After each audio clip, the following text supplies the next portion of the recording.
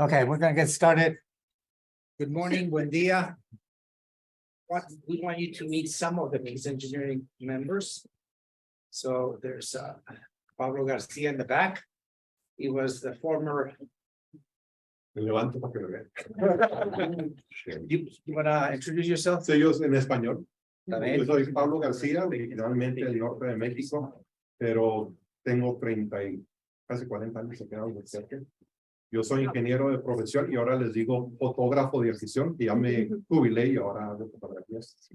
Pero yo trabajé por 34 años en los laboratorios Andía aquí en Albuquerque y me jubilé hace 4 años. Trabajé en muchas áreas, incluyendo el área que van a ver mañana. Pues a ver si los puedo acompañar mañana. Y el último puesto que tuve era asistente del director del laboratorio. Entonces me dio la oportunidad de observar todo el trabajo. Lo que me va a ver mañana es una pequeña parte, porque hay ahorita 15,000 personas. De esos hay como 7,000 ingenieros y científicos. Entonces lo que van a ver es una parte minúscula del trabajo. Thank you. Camille, Gui. He's the CEO from SensorCom. So apologies, I was told this was actually informal, so I will hold on to my cup. I'll have my jacket on. So we're going to treat this quite informally. I'm Camille Agui. I'm the president and CEO of SensorCom Technologies. I am a PhD graduate from the University of New Mexico a couple of years ago. And so what we work on is actually climate change technologies. And I have one of the talks here, so I'll go into a lot more detail. But basically what we're saying is that, you know, climate change is a problem, right? Is there anybody here that said that climate change is not a problem? And it's okay, because there is an argument for why there isn't. But in any case, you'll see what our strategy is in terms of how to help the environment and what we're doing about it and so on and so forth.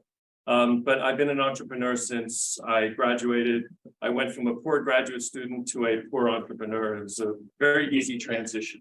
So welcome and congratulations on all of you for being here. This is a big thing. So well done.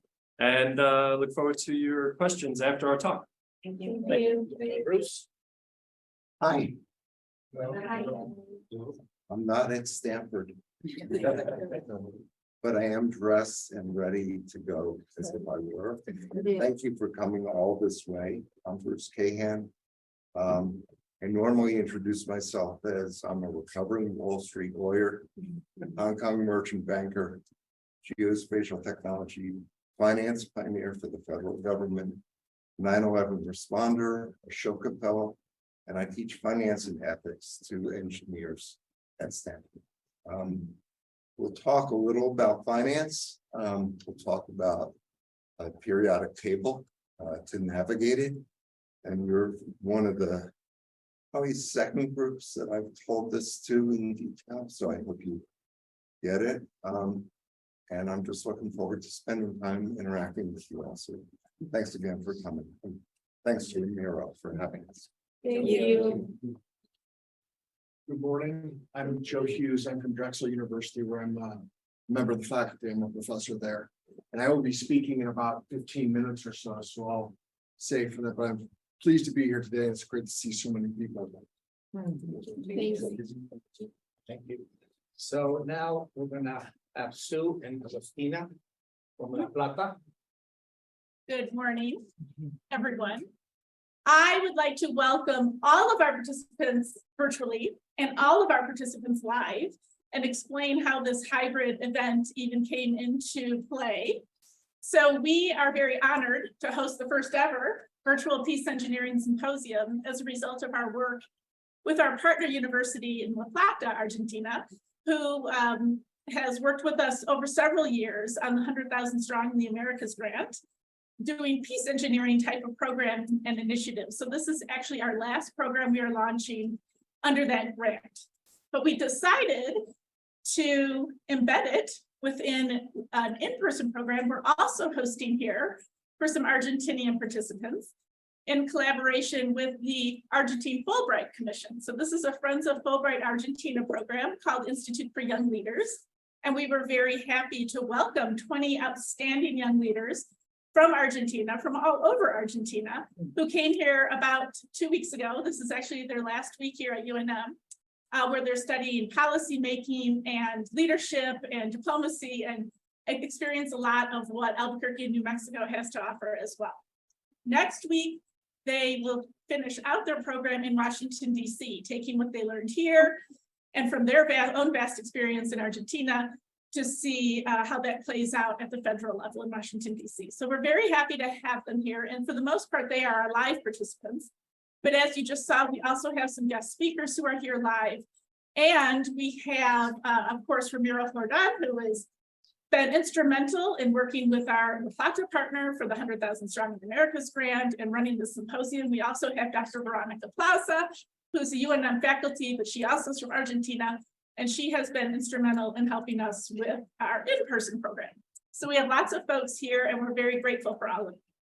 So without further ado, I would like to turn over to Agostina from our partner university in La Plata, who is a co-host of this symposium, and she wanted to say a few words of welcome as well. Good morning to everyone joining us here today. Well, my name is Agostina Curcio. I work as Director of International Relations at Universidad Nacional de La Plata. Before anything else, I'd like to take this moment to thank Sue Wilder and Ramiro Jordan for putting this event together in record time. It won't be possible without your dedication and contributions.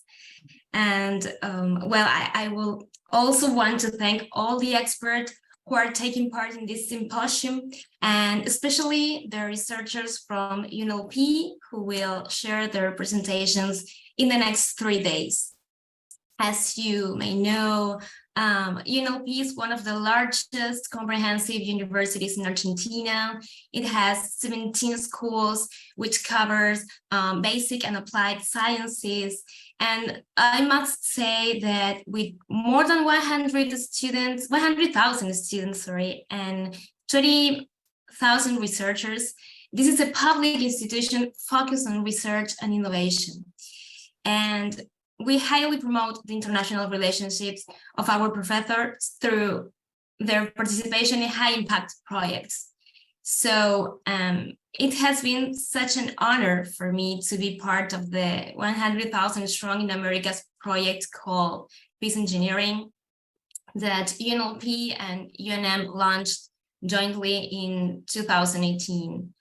And I would like to point out that we organize successful and fruitful mobilities for students and professors and their participation in conferences too.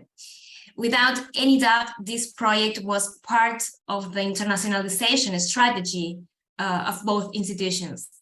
And however, the COVID-19 pandemic put our actions in standby in 2020, but it taught us there were new tools we could implement and extend the impact of our projects to more and more people.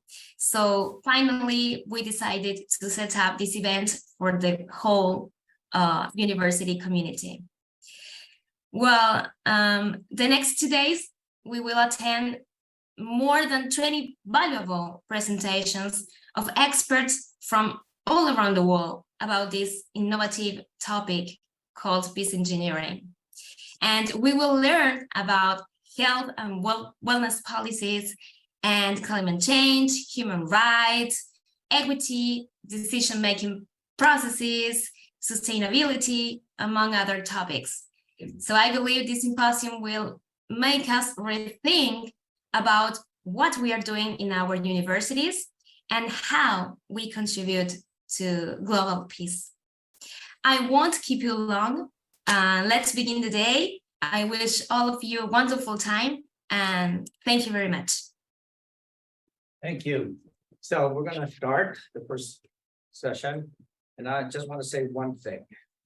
People say, what is peace engineering? There is a definition and you can read about it. We uploaded a lot of documents in the classroom. But peace engineering is about actionable knowledge. Okay. Trusted data. You have to trust the data. With the data, do something. Do not publish a paper, but this is great. In academia, we like to publish and very few people read it. We have to go beyond that. Take the data, You trust the data, do something, make a change. And the other thing that we want is we want to connect all the disciplines that exist. We're going to have to create new disciplines to address the global challenges. As I mentioned to you when I first met you, the magic date is 2030. If you look at it, it's 6.5 years. The timestamp is a year, it takes a long time for a year to go by. We're going to change the sampling. We're going to go to months.